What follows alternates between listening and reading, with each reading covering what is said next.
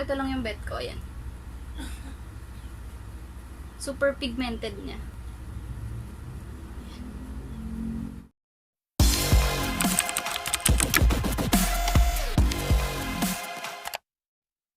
Hi guys! Welcome to my channel. So in today's video, gagawa tayo ng DIY cream blush or lotion blush. So ang gagamitin natin guys is ito. Sunscreen lotion siya ng anak ko. So may SPF 30 siya. So yun nga, safe siya sa ating skin. And itong blush.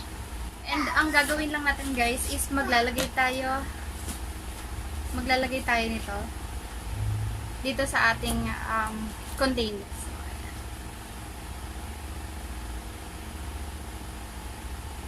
Kaunti lang. And then, pipili kayo ng color na gusto nyo. So, ako, ito yung napili ko, guys. Ito. At saka ito. So, gagamit ako nitong eyebrow brush. Yan.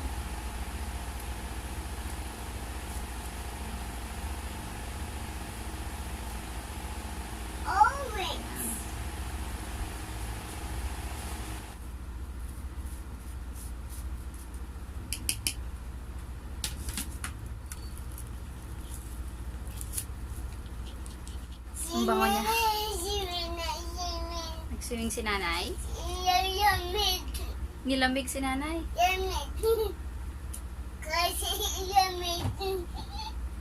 So, ito na siya guys. So, maganda sa balat natin tong lotion. And medyo mas matagal siyang matatanggal kasi nga cream base siya. So, ito yung gagawin. Check natin siya. Opo.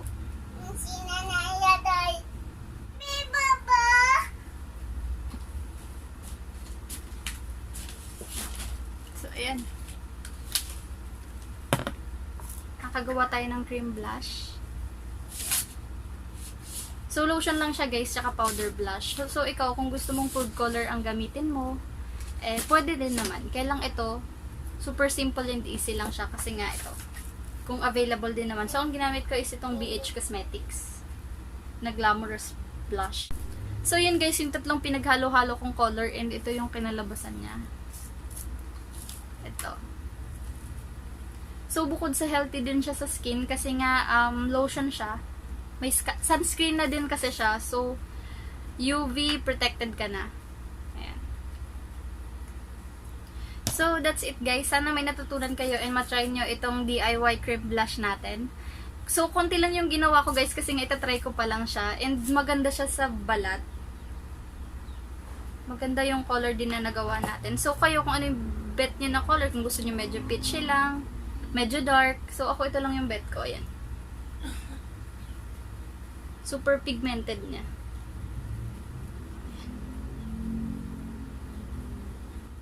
So guys, don't forget to subscribe to my channel and para maging updated kayo sa mga latest videos ko, paki-click po yung notification bell. And see you in my next video.